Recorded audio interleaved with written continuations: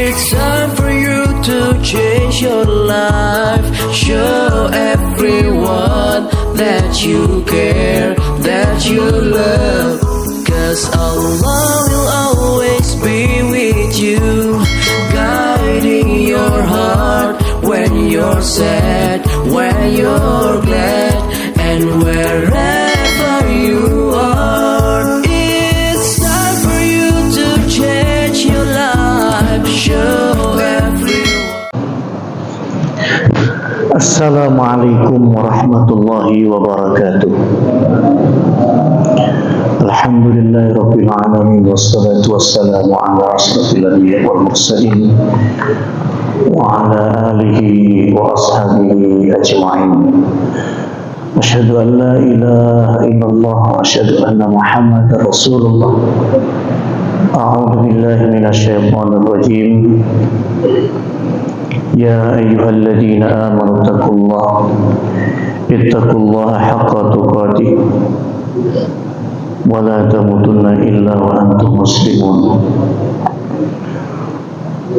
Ya ayyuhan nas ittaqu rabbakum alladzi khalaqakum min nafsin wahidah wa khalaqa minha zawjaha wa batha minhuma rijalan katsiran wa nisaa'a.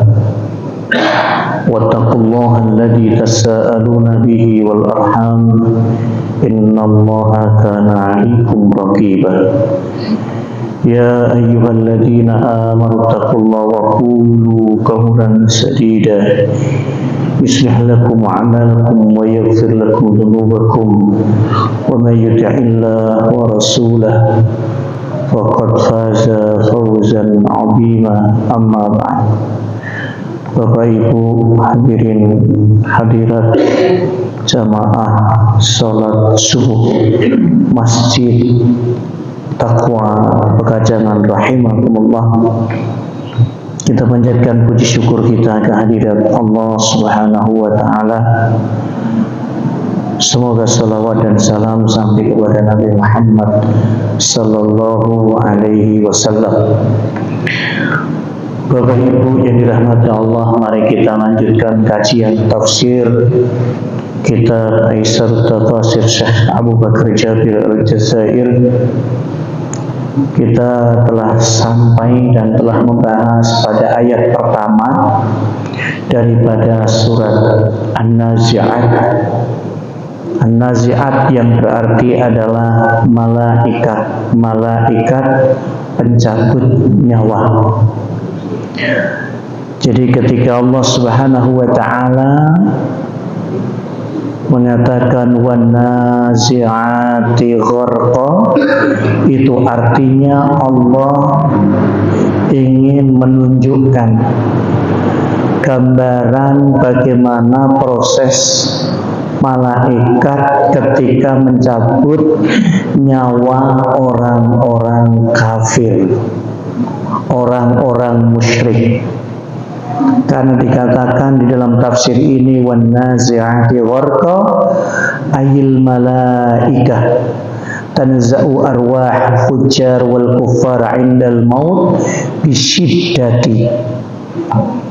Artinya adalah malaikat itu ketika mencabut nyawa orang-orang kufar, orang-orang fujar, cara mencabutnya dengan cara yang sangat keras. Dan ini berbeda dengan ayat kedua. Berbeda dengan ayat kedua, di mana di ayat kedua Allah menggambarkan wan nasitati nasfa. Di ayat yang kedua maksudnya al malaikatu tanshutu arwah mu'minin as-salihin nasatan ay tasalluha birifqin. Ketika Allah mencabut nyawa orang-orang yang beriman, itu betul-betul sangat lembut, sangat halus, sangat hati-hati kalau dibahasakan dengan bahasa kita. Halus, lembut, dan hati-hati. Tentu ini ingin menunjukkan bahwasanya di saat proses pencabutan nyawa itu saja sudah berbeda antara orang-orang mukmin, orang-orang saleh dibanding dengan orang-orang fujar atau kufar. Jadi kalau digambarkan yang namanya gharqan itu seperti orang yang menarik tali busur, maju lepas nggak jadi, tarik lagi, sudah kenceng nariknya mau lepas nggak jadi lagi. Maka dikatakan oleh Imam Asy-Syaukani, terus niku kula rumiyin nggih jenengan mangke nggih. Ini pesanan soalnya. Wa ighraqun nazi' fil qausi ayyamudda ghayatal mad ay ighraq fin naz'i haitsu tanza'wa min aqasil ajsam. Imam Asy-Syaukani menggambarkan bahwa yang namanya gharqan, menarik dengan kencang, menarik dengan syiddah, itu menarik tali busur dengan sangat kuat, ya. Dan itu yang dilakukan malaikat ketika mencabut nyawa orang kufar, orang fujar, dengan sangat dahsyat. Nah, di sini kita melihat kok orang-orang kafir itu kelihatannya matinya tenang, bahkan habis mati pakai jas. Anak saya masih hidup ini, latihan, ya. Itu siksanya, masya Allah, menurut ayat ini. Wan nazi'ati gharqan tadi. Dan itu Allah jelaskan di dalam surat Al-Anfal. Walau tara idh yatawaffal ladzina kafaru, sekiranya kita itu melihat proses ketika malaikat mencabut nyawa orang-orang kafir, sambil apa?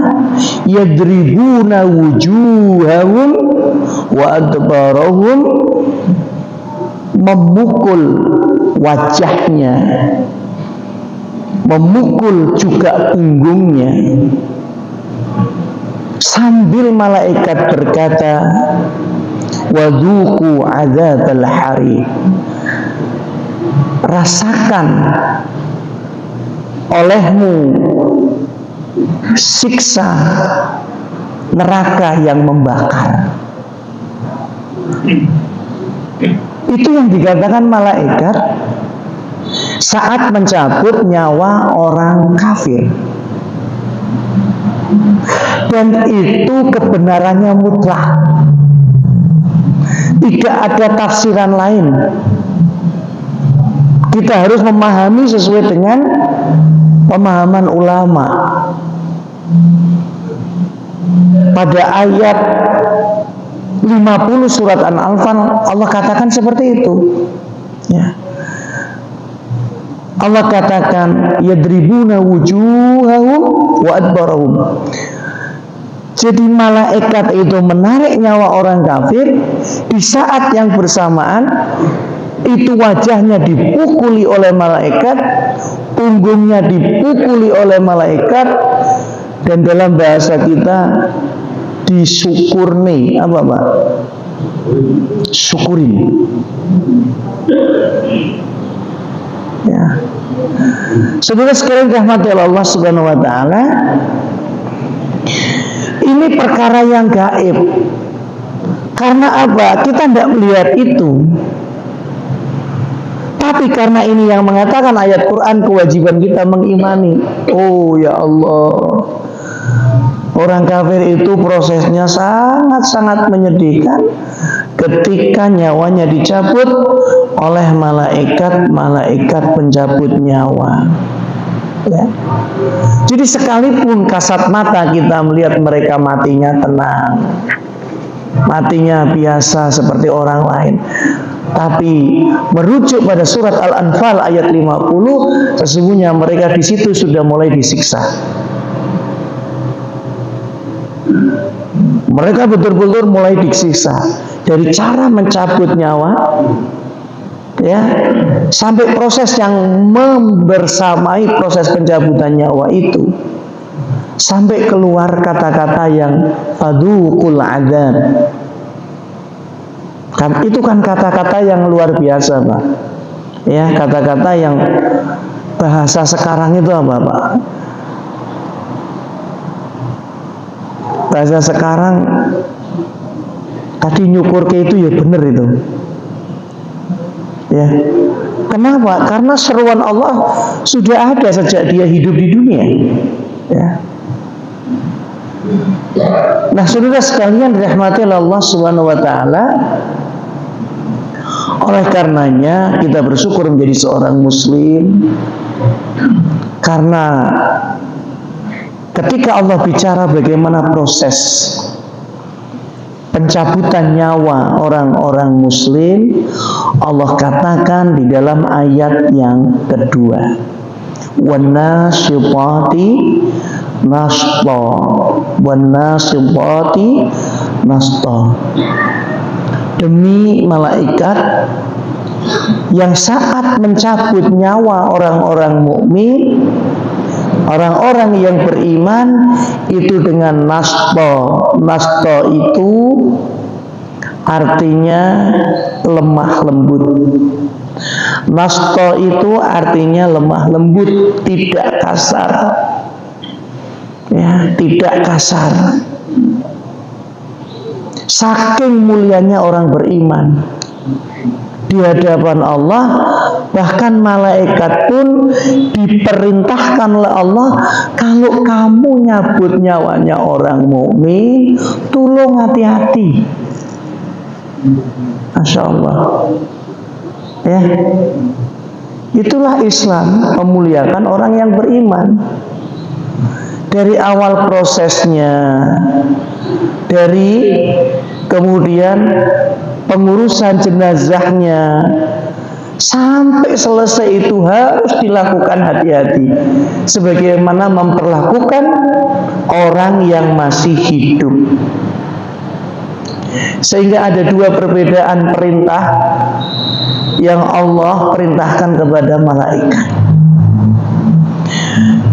Ketika malaikat itu sudah berada di sisi orang yang sakaratul maut, ya, dan itu adalah orang yang beriman, summa yaji'u malakul maut alaihi salam hatta yajlis 'inda ra'sihi fayaqulu ayyatuhan nafsul mutmainnah.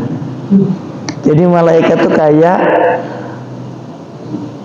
permisi gitu. Kalau terhadap orang mukmin itu malaikat kayak permisi. Permisi, saya mau nyabut nyawamu. Kira-kira jenengan kalau malaikatnya permisi begitu, jenengan akan mengatakan apa?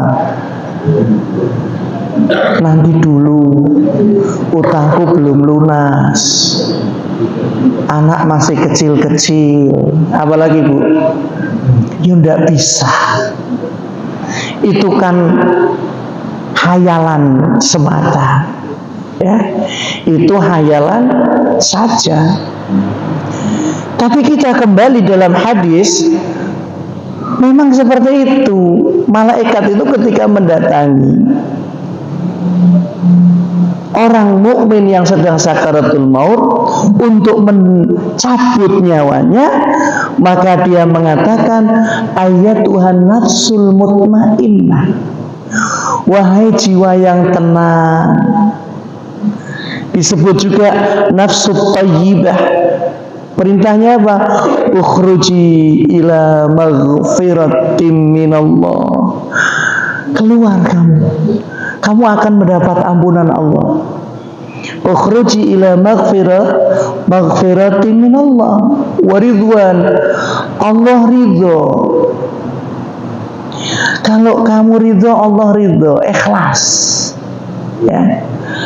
Fatakhruju tasilu kama tasilul qatrah minas siqa.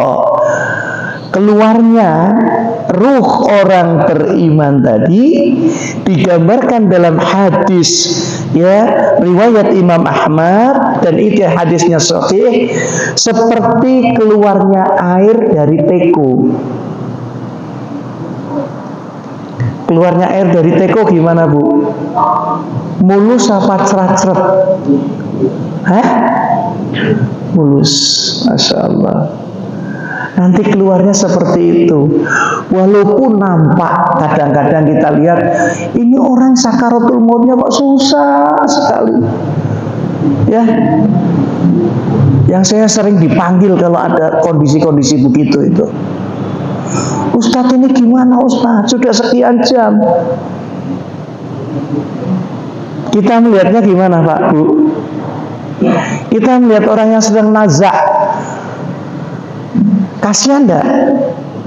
Kasihan enggak? Hakikatnya sebetulnya yang dilakukan oleh malaikat atas perintah Allah ketika mencabut nyawa orang mukmin itu mudah. Digambarkan bukan seperti orang menarik busur tadi, bukan, tapi seperti air yang keluar dari teko muda. Yang tersengal-sengal itu saat apa itu? Itu karena nafas, karena oksigen sudah minim masuk ke dalam tubuh. Tapi sebetulnya hakul yakin kita harus percaya terhadap hadis Imam Ahmad ini, bahwa keluarnya itu mudah. Saya sering seperti itu, Pak. Tempo hari ada perawat senior yang dinyatakan kanker stadium lanjut begitu. Teman-teman perawat ribut, Ustadz ini gimana Ustadz? Sudah salah satu saja, yang lain keluar. Yang mendampingi salah satu saja dalam ruangan. Bacanya apa? Sebisanya. Tapi jangan membebani ketika mentalkin. Karena talkin itu cukup sekali. Ya. Ketika kita melihat kondisi seperti itu, talkinnya sekali saja, la ilaha illallah. Ditunggu. Ini proses dan adab dalam mentalkin. Ditunggu terlebih dahulu. Kalau sejak ditalkin yang sekali itu dia tidak ngeromet atau ngomong yang lain, ya sudah, cukup sekali. Jangan sampai mentalkin orang kayak memaksa.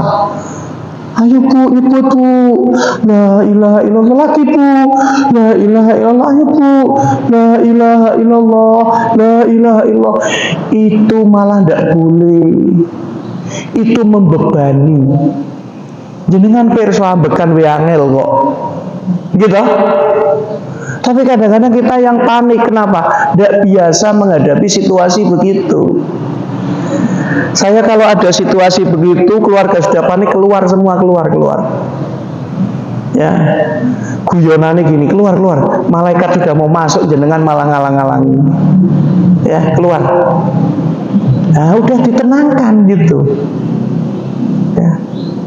Ya, saya kadang-kadang juga miris ketika disebut kemarin Ustadz Hamdani ketemu saya.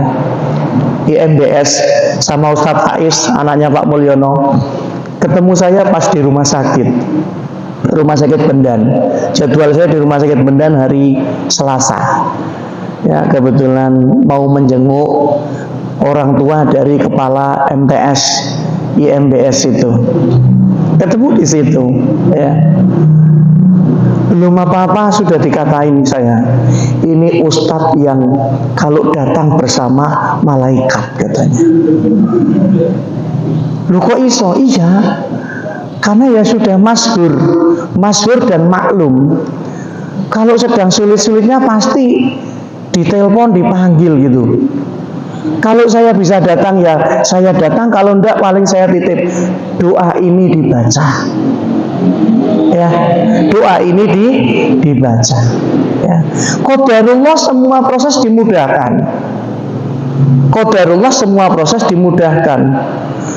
Maka jangan sampai kita punya pemikiran anggapan yang keliru. Apa? Ustadz, ini kok matinya sulit? Apa dia punya pegangan? Kan sering ngomong begitu ya. Ustadz, ini matinya sulit. Ini dulu tukang rias pengantin ini Ustadz. Ini mesti pasang susu. Bagi Allah itu mudah nggak mencabut nyawa perintah malaikat itu? Mudah enggak? Kira-kira kekuatan susu, kekuatan jimat, kekuatan lelang, kekuatan pegangan gaman itu sama kekuasaan Allah lebih besar mana? Maka jangan dihubungkan proses yang lama itu dengan hal-hal semacam itu bisa khurafat nanti. Bagi Allah kecil banget itu. Kecil banget untuk mencabut nyawa seseorang. Masa untuk mencabut nyawa seorang dihalangi hanya oleh akik? Oh, coba akiknya dilepas. La haula wala quwata illa. Wah, no, Ustaz itu Ustaz. Benda-bendanya itu Ustaz. La ilaha illallah. Jangan, nggih. Nanti khurafat timbulnya. Seakan-akan benda itu sakti betul.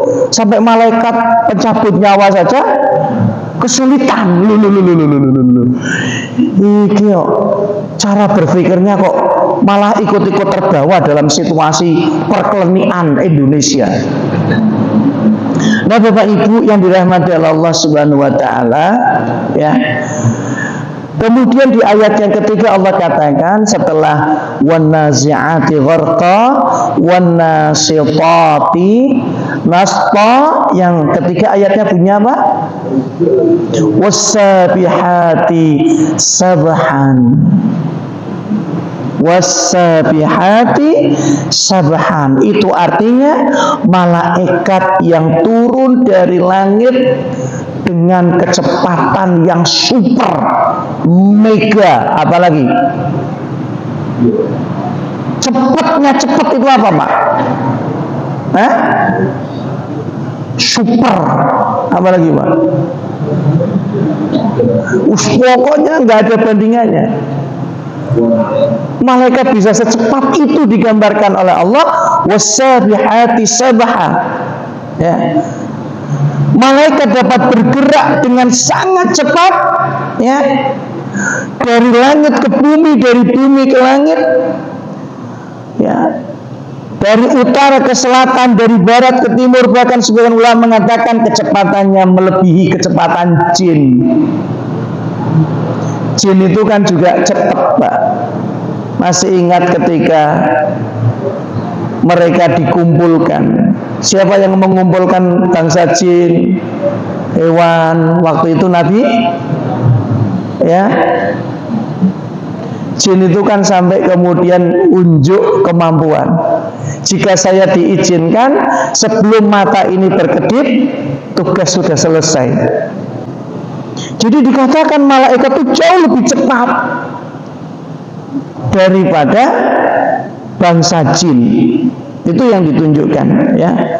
Jin itu bisa bergerak berpindah dari satu tempat ke tempat yang lain. Bahkan dalam sebuah hadis disebutkan bagaimana ketika jin itu mencuri berita dari langit. Ya, itu yang jin-jin biasanya kerjasama dengan dukun-dukun itu. Ya, dukun kok bisa mengerti orang baru datang tiba-tiba ngomong, gimana? Kamu masalahnya ini toh? Itu biasanya apa? Dukun yang bekerja sama dengan jin yang memang dia suka mencuri berita dari langit, ya.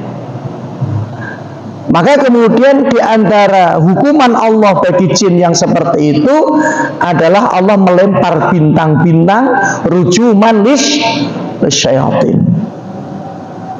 Jadi kalau ada bintang jatuh itu bisa jadi karena Allah tahu betul itu ada jin yang mau mencuri berita dari langit. Ya, kadang-kadang itu ya hal semacam itu justru dijadikan pembenaran dengan alasan Nabi Sulaiman kerjasama juga dengan jin. Maka perhatikan bagaimana kisah di dalam kisah Nabi Sulaiman saat meminta anak buahnya mendatangkan singgasana Ratu Bilqis dalam waktu yang cepat. Itu disebutkan di dalam surat An-Naml ayat 39, wa qala ifrit minal jinni. Jin ifrit, jenengan tahu jin ifrit itu yang seperti apa? Loh, jin itu macam-macam. Jin ifrit itu seperti apa, Pak? Nek jenengan tuyul kan mesti gambarnya gundul, cilik, nganggo pempes. Nek jin ifrit gambarannya seperti apa? Ya kita tidak ngerti yang namanya gaib kok. Ya, Bapak Ibu yang dirahmati Allah, qala ifrit minal jinni, berkata ifrit salah satu dari golongan jin. Wallahualam, ifrit ini nama jin atau nama golongan bangsa jin. Wallahualam. Ya, apa kata jin ifrit kepada Nabi Sulaiman?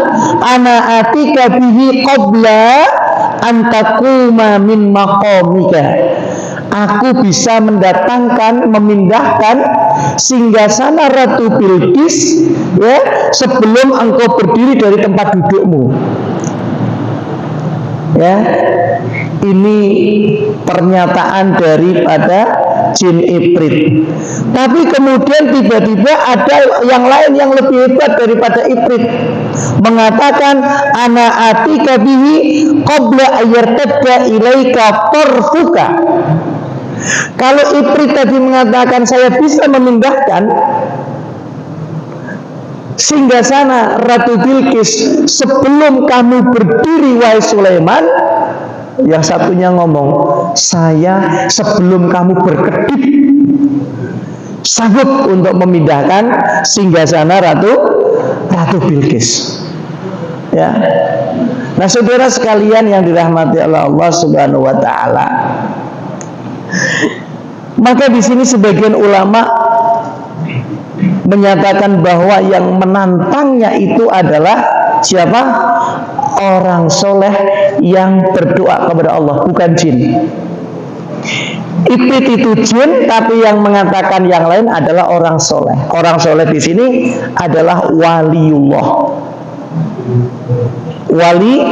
Waliullah ya. Nah, saudara sekalian dirahmati oleh Allah Subhanahu wa taala, maka kemudian Allah memerintahkan malaikat untuk membawa singgasana tersebut dengan cepat dan berhasil. Ya, orang soleh itu berdoa, bukan dia yang melakukan. Berdoa minta kepada Allah, Allah perintahkan kepada malaikat. Nah, bagaimana dengan jin ifrit? Dia tidak berhasil. Artinya jin ifrit ini gagal memenangkan tender untuk memindahkan singgasana Ratu. Kenapa? Karena ternyata jin ifrit butuh waktu ya yang tidak sedikit untuk memindahkan singgasana itu ke hadapan Nabi Sulaiman. Jadi meskipun jin itu dapat bergerak dengan cepat, kalau dibanding dengan malaikat masih kalah. Wasabihati apa Bu? Apa tadi bunyinya? Wasabihati sabhan. Masya Allah. Dan demi malaikat yang sangat cepat sekali geraknya ya. Kemudian Allah katakan fasabiqati sabqan, dan malaikat-malaikat yang mendahului dengan kencang. Ini menunjukkan penjelasan dari ayat sebelumnya. Ya, wasabiqati sabhan, itu malaikat menunaikan tugasnya dengan cepat. Wasabiqati sabqan, ya, malaikat itu mendahului ya, melaksanakan tugasnya itu dengan sangat cepat. Tidak ada pertanyaan, begitu ditugaskan langsung. Karena perintah Allah itu sifatnya sudah sangat jelas. Kalau sudah diperintah cabut nyawanya, malaikat nggak nanya kapan. di mana, siapa duluan, itu enggak. Karena perintahnya itu sudah include, semuanya sudah ada datanya. Itu kalau malaikat penjabut nyawa. Bapak Ibu yang dirahmati Allah, sehingga ayat yang keempat wasabiqati sabqan itu memperkuat ayat sebelumnya yang berbicara tentang kecepatan gerak malaikat dalam melaksanakan tugas-tugas yang diperintahkan oleh Allah Subhanahu wa taala. Kenapa malaikat bisa cepat? Nah, itu dijelaskan di dalam surat Fatir ayat 1. Alhamdulillahi fatiris samawati wal ard ja'ilil malaikati rusulan uli ajnihatin mathna wa thulatha wa ruba' yazidu fil khalqi ma yasha' innallaha ala kulli syai'in qadir. Segala puji bagi Allah yang menciptakan langit dan bumi, menjadikan malaikat itu utusan, dan malaikat tersebut memiliki sayap. Ini yang membuat malaikat melaksanakan tugasnya begitu cepat sekali. Setiap malaikat itu punya sayap. Yang sayap itu ada yang jumlahnya 2, sayapnya ada yang jumlahnya 3, ada yang jumlahnya 4. Yazidu fi khalqi ma yasha'. Dan ada yang lebih daripada itu sesuai dengan yang Allah kehendaki. Innallaha ala kulli syai'in qadir.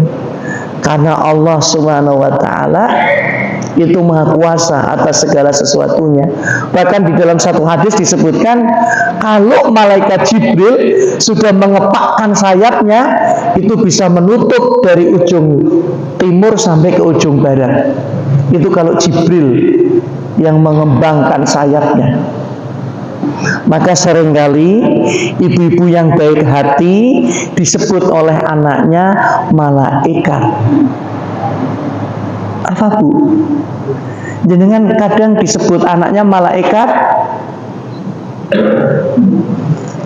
Kalau ada ibu yang baiknya, Masya Allah, sama anak, sama tetangga, sama siapapun baik, itu namanya disebut dengan istilah malaikat tanpa sayap.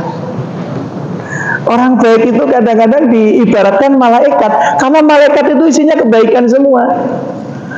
Ini orang hatinya kayak malaikat, gaya nih, hatinya baik kayak malaikat. Malaikat tanpa sayap. Itu gambaran, itu istilah. Jadi ini bukti Bapak Ibu yang dirahmati Allah. Ya, karena perangkat yang ada dalam diri malaikat seperti itu, maka malaikat melaksanakan tugas itu betul-betul luar biasa. Kenapa tadi saya katakan dalam satu hadis disebutkan malaikat Jibril kalau sudah membentangkan sayapnya, dunia ini tertutup. Karena sebagian ulama ada yang mengatakan, ya, berdasarkan hadis-hadis yang ada, Jibril itu mempunyai 600 sayap.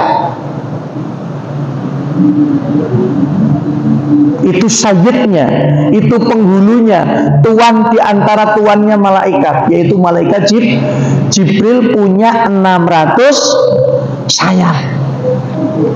Bahkan ketika Nabi diperjalankan oleh Allah dari Masjidil Haram ke Masjidil Aqsa, kemudian ke Sidratil Muntaha, Nabi melihat secara langsung bagaimana wujud asli malaikat Jibril.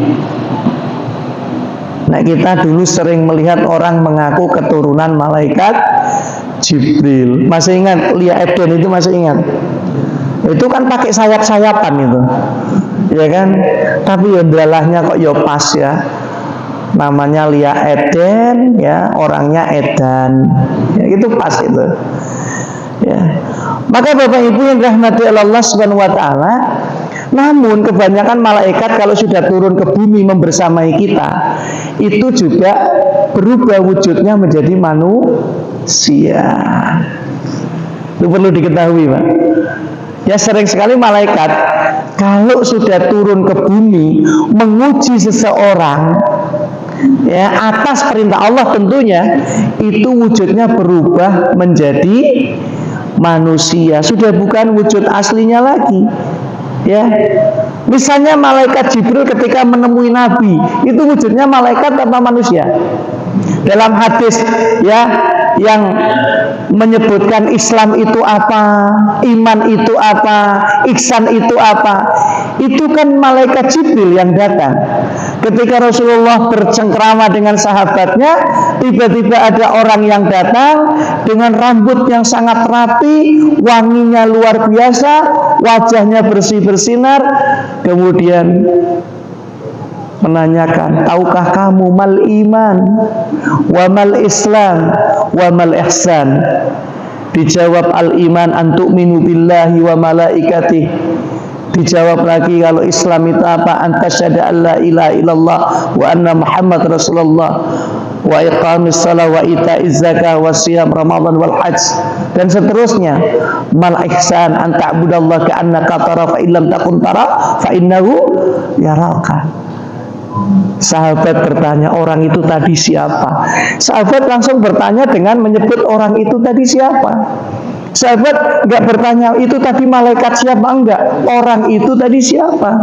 Datangnya tidak diketahui dari mana, tapi kok kondisinya seperti orang yang, ya, tidak dari perjalanan jauh, karena rapi banget, dengan jubahnya yang sangat putih, rambutnya sangat hitam, wajahnya sangat bersinar.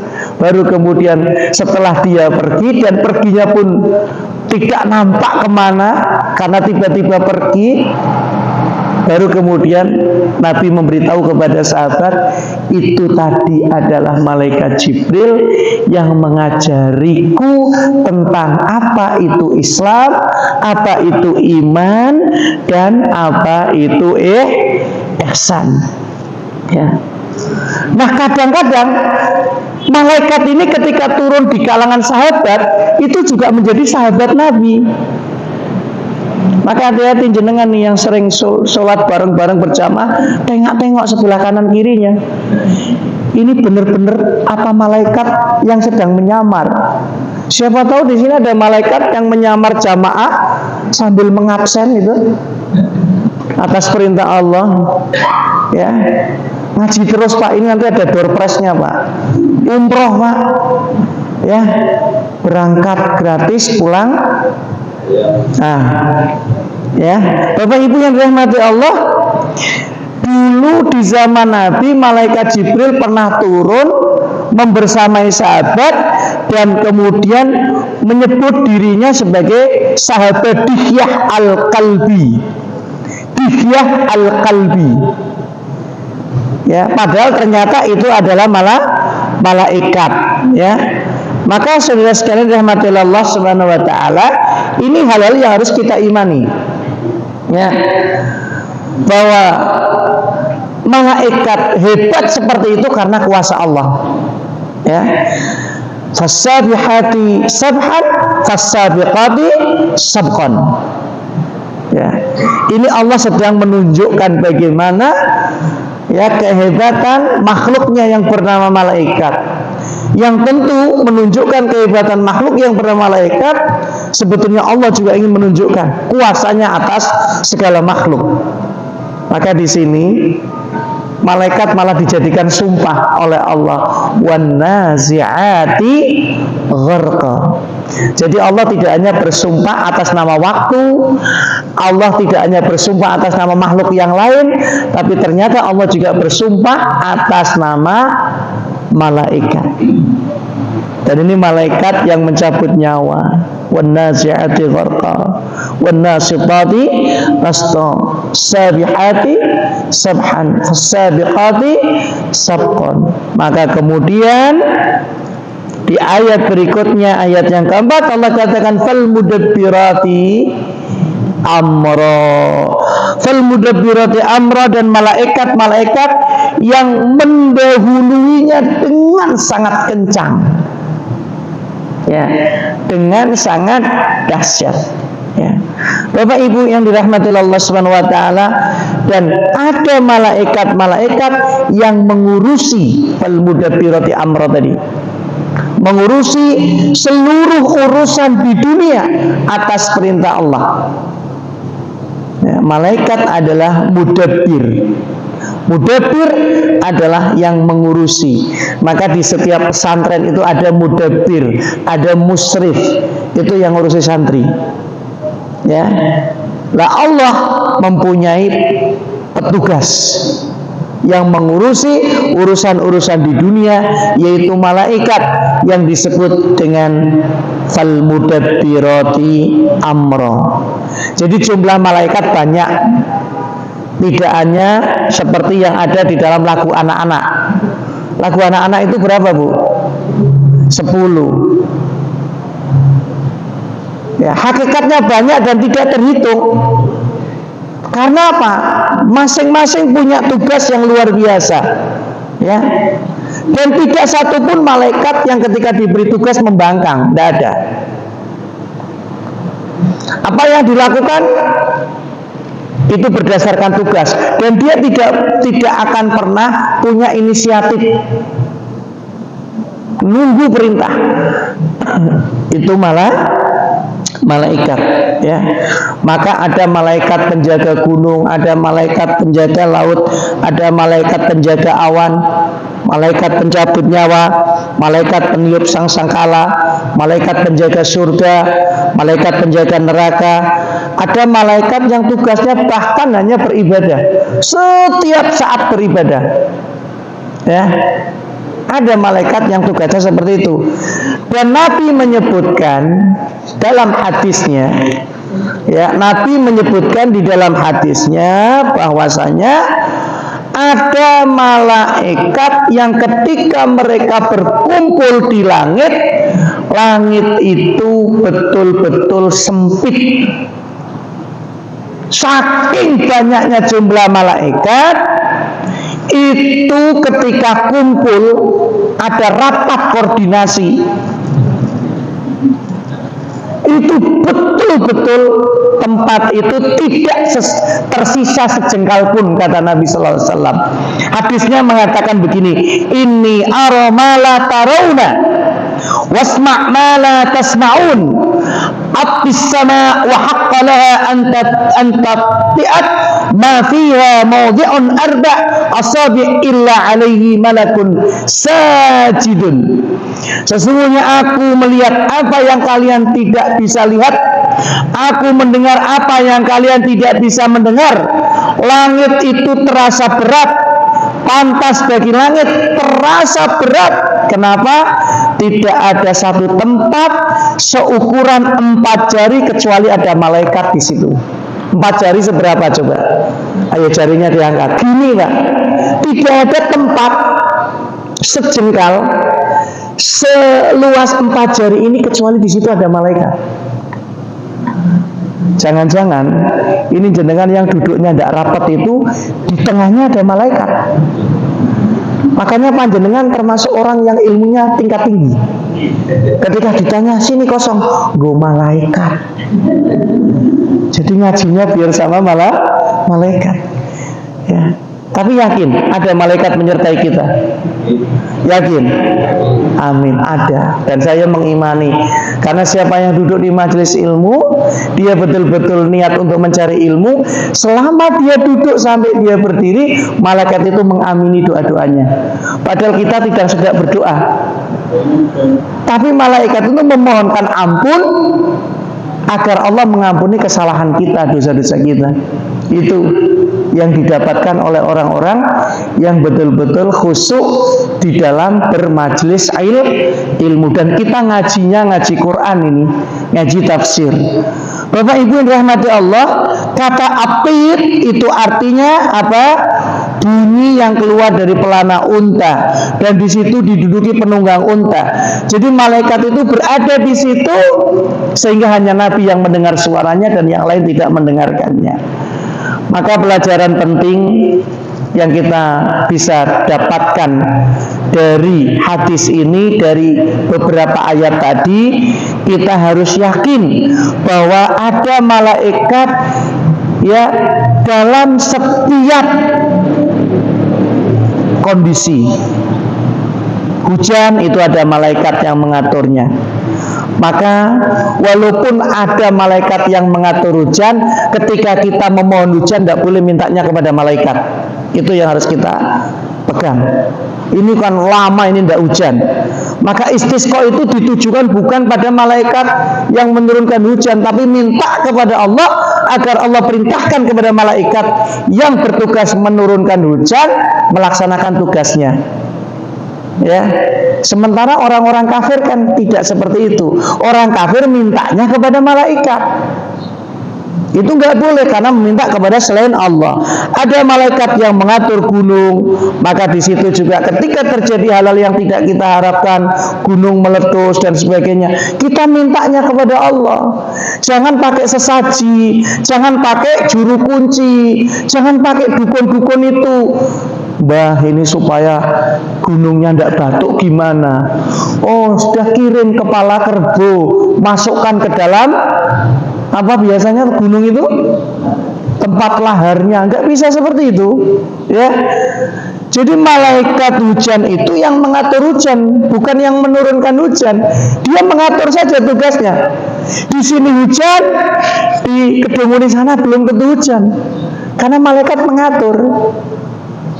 Tapi yang menurunkan hujan tetap Allah Subhanahu wa ta'ala. Ini iman yang harus kita kuatkan dalam hidup kita.